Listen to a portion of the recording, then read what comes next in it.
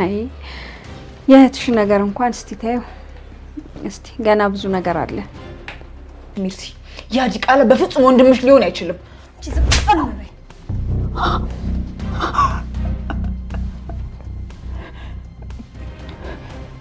ሚርሲ በህመሜ ላይ ሌላ ህመም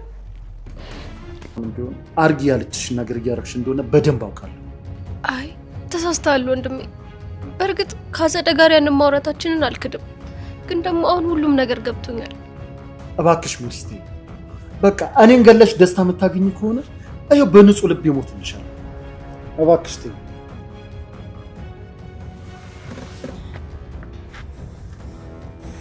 እባክህ ወንድሜ አንተ ብቻ ይቅርታ አድርግልኝ እንጂ ለዛች ላጸደም ቢሆን እጇን ነው የምሰጣት እሷ የምትልሽን አይንሽን ጨፍነሽ አትከታተይ እንጂ ከሷ ጋር ጸብ ግቢ አላልኩሽ ስለዚህ ይቅርታ አደረግልኝ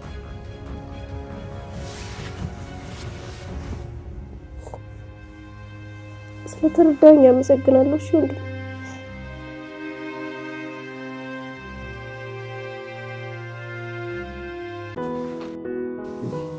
እንዴ ምን ነው እህትሽን አታቅፊያትም እንዴ አንቺን ለማግኘት ብላ እኮ ነው ሀገር አቋርጣ የመጣችው እንዴ ዝም አታያትም ለነገሩ ድንገት ሆኖባት እኮ ነው ያው በቪዲዮ አይታት የለ አይገርም ደግሞ እንዴት ነው የምታምረው ቁርጥ ሀብልን ነው የምትመስለው እሳቸው ማን ናቸው አቤት አክብሮት ለነገሩ ጫው አይደል ያሳደገሽ ዘነቡ ልትይን ትችያለሽ ከዚህ በኋላ እሺ ሀብልን ያሳደኩኝ ነኝ እኔ ኦኬ እህቴን ተንከባክበሽ ያቆየሽልኝ አንቺ ነሽ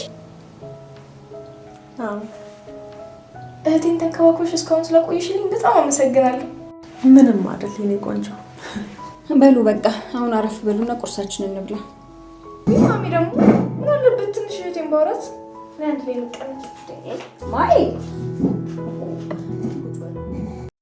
ሰላም ጤና ይስጥልኝ ወደ ቻናሌ ቤተሰቦች እንዴት ናችሁልኝ እንኳን ወደ ኔቱ በሰላም መጣችሁ ሀብል ድራማ በሀብል ድራማ ሀብል ወላጅ እናቷን ፊት ለፊት አገኘቻት እንግዲህ ህይወቷን ተቀምጣ እየኖረች ያለችው ሀብል በዛሬው ክፍል ላይ እንግዲህ ሀብል መንገድ ላይ እየሄደች እያለ ወላጅ እናቷ በመኪና ገጭታታለች ወላጅ እናቷ እንግዲህ በፍጥነት መኪና እየነዳች ሀብል ደግሞ ቤት ውስጥ በተፈጠረው ችግር በጣም ተናዳ ስለነበረ ብዙም ራሷን እያስተዋለች አልነበረም መንገድ ለማቋረጥ ስትሞክር እንግዲህ በእናቷ መኪና ተገጭታለች እንግዲህ የሀብል ድራማ አሁን ላይ የሜርሲ ለውጥ ሁላችንንም በጣም እያስገረመን ይገኛል ሜርሲ ከመሬት ተነስታ እንግዲህ ለውጥ ላይ ነው ያለችው ነገር ግን ቤት ውስጥ ታማኝነት እያገኘች አይደለም እሱም የሆነበት ዋነኛው ምክንያት በተደጋጋሚ ከአጸደ ጋራ ሆና የቤተሰቦችን የአባቴንና የወንድሜን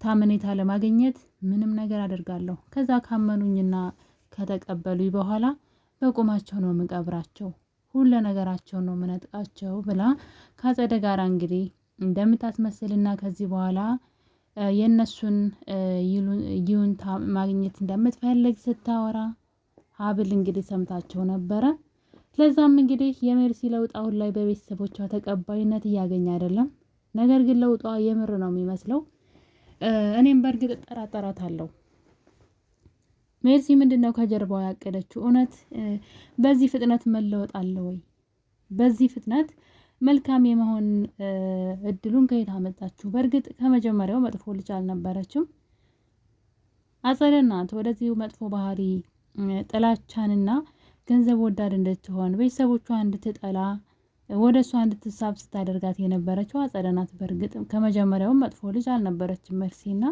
እንደው ሲበዛ ዝምተኛ ነበረች ታዲያ እንግዲህ አክስቷን እየተከተለች በውሸት ወሬ የምር የመሰላት አክስቷን አምና እንግዲህ ከቤተሰቦቿ ጋራ ብዙ ነገር እርቀት ሄዳለች አጸደም እንግዲህ የቻለችውን ሁሉ አድርጋ በወንጀል ልጅቷን ተብትባ ከያዘች በኋላ ወደሷ ወስዳት ነበረ ነገር ግን አሁን ላይ ሜርሲ ሙሉ ለሙሉ ተቀይራለች የመቀየሯ ነገር ትንሽ ያስፈራል ምክንያቱም በዚህ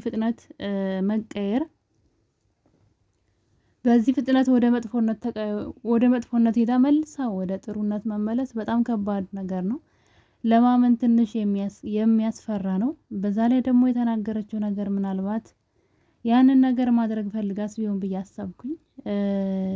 እነሱ እንዲያምኗት ካደረገች በኋላ ቀስ በቀስ እንዴት አድርጋ እንደምትጥላቸው እያሰበችስ ቢሆን ብዬ አሰብኩኝ። ብቻ እርግጠኛ አይደለሁም። ትንሽ ግን ያስፈራን ለውጧ ማለት ነው። ነገር ግን ሙሉ ለሙሉ ቤት ውስጥ እንግዲህ እንደተቀየረች እንደተለወጠች እያሳየች ነው። እግራቸው ስር ተደፍታ እያለቀሰች አጸደ ወደማይሆንና መጥፎ ሀሳብ ወስዳት እንደነበረም እያወራች ትገኛለች። ታዲያ አጸደን እንግዲህ ዛሬው ክፍል ላይ ካያችሁ አጸደ የእዝራን ኤልዛቤት ልጅ አለመሆኑን ለመናገር በጣም እየቋመጠች ትገኛለች። ለዛም እንግዲህ እዝራ በባለፈው ክፍል ላይ እንግዲህ ሜርሲ እኔና አክስቴ ልንገልህ እያሰብን ነበረ።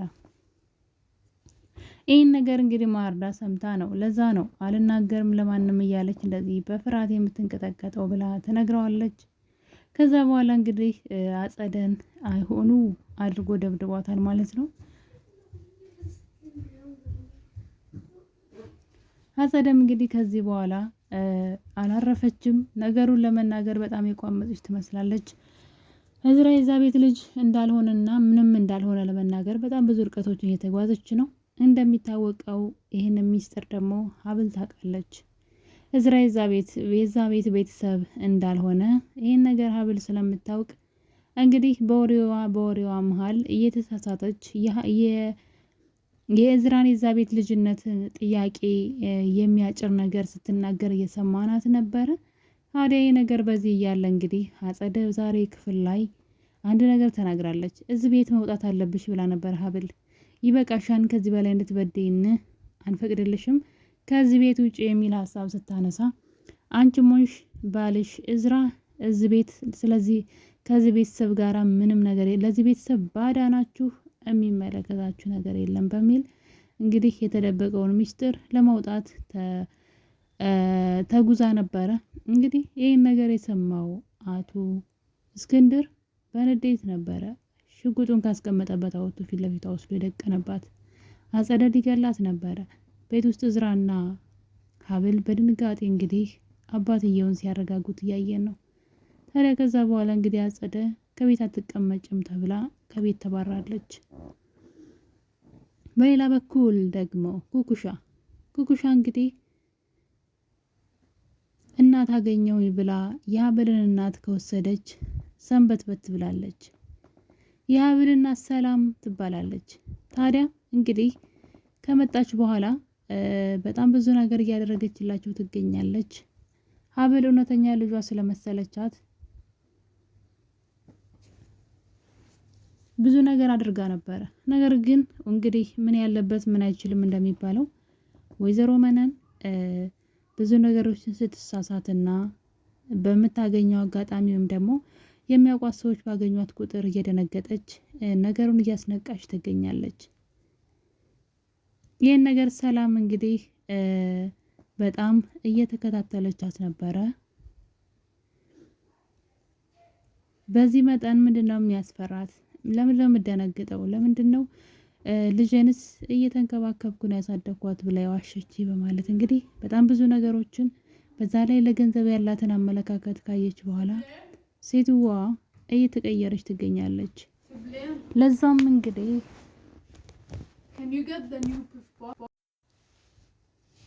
ሀና የወይዘሮን መነንን ድርጊትና ፍራቻ ወይም ድንጋጤ ባየሽ ቁጥር መደናበር ባየሽ ቁጥር ነገሩ እንግዲህ ምንድነው ይቺ ሰው ዋሽታኛለች እንዴ በማለት አሁን ላይ ከኩኩሻ ጋራ በተለይ ኩኩሻ የምትናገራቸው ነገሮች ሀና እንድትጠራጠር አድርጓታል። የልደቷ ቀን የሰጠቻትን ስጦታ ይሄ ለኔ አይገባኝም ለሚገባው ስጪ ስትል እንግዲህ አንድ የሆነ የተደበቀ ነገር ከጀርባዋ የሆነ ነገር እንዳለ ተረድታለች። እንግዲህ ሀና ነገሩን በዚህ ያልተወችውም ከመጠራጠሯ የተነሳ እንግዲህ ቀጥታ ምንም ሳይመስላት ፊት ለፊት ሂዳ ነበረ። ዲኤንኤን ምርመራ እንድናደርግ ፈልጋለሁ ከልጅ ጋራ ከኩኩሻ ጋራ። በዛ ላይ ኩኩሻ እንግዲህ አንድ ቀን ምን አለቻት? ከዚህ በኋላ ኩኩሻ ብለሽ ጥሪኝ መጠሪያ እሱ ነው ስትልም ደግሞ ሌላ ሴትጓ ላይ ጥያቄ እየጫረችባት ትገኛለች። ለዛም እንግዲህ ሴትጓ ነቄ ብላለች። አሁን ላይ ይችን ሴት ምንም እያመንኳት አይደለች፣ ምኗም የሚታመን ሰው አይደለችም፣ ከነገረች ነገር ውስጥ ምንም እውነት አላገኘውም በማለት እንግዲህ ወደ ጥርጣሬ ገብታለች። ከመጠራጠር አልፋ እንግዲህ ፊት ለፊት ነው ዲኤንኤን ምርመራ እንድናደርግ እፈልጋለሁ ብላ በግልጽ የተናገረችው። ይህ ነገር ወይዘሮ መነንን ግራ አጋብቷታል። የምታደርገው ነገር ጠፍቷታል። ለዛም እንግዲህ አጸደ እንድታማክራት ብትጠይቃትም አጸደ የሆነ ነገር ብላለች። እኔ አንቺን ብሆን እዚህ ቤት ለመመለሻ መንገድ ጠቀመው ነበረ። ለሀብል እውነታውን እና እናቷን አገናኝቻት ከአቶ እስክንድር ጋር ታርቄ ከሀብል ጋር ታርቄ ወደዚህ ቤት መለስ ነበር። እኔ አንቺን ብሆን አንቺን ብትሆኝ እውነቱን ለሀብል ንገሪያትና እናትና ልጅን አገናኝተሻቸው ከሀብል ጋር ታረቂ፣ ወደዚህ ቤትም ተመለሰሽ ግቢ፣ ታስፈልጊኛለሽ እያለቻት ትገኛለች። እንግዲህ አጸደ ቤት ውስጥ ተሰሚነቷ ቀርቶ እየተደበደበች ውጪ እየተባለች እየተዛተባት ነው የምትኖረው። አይደለም የዛን ቤት ንብረት ቤተሰቡን አበጣብጣ ወንድሟም እንዲሞት አድርጋ እህቷንም የእህቷን ልጅ ወይ የወንድሟን ልጅ ሜልሲንም ወንጀለኛ ነች በማለት እስር ቤት እንድትገባ አድርጋ እዝራንም ደግሞ የዚህ ቤት ንብረት አንተን አይመለከትም፣ አንተ የዚህ ቤተሰብ አባላት አይደለህም በማለት የቤተሰቡን ንብረት ሙሉ ለሙሉ ለግሏ ለማድረግ ነበር ሀሳቧ። ነገር ግን የተሳካላት አይመስለኝም።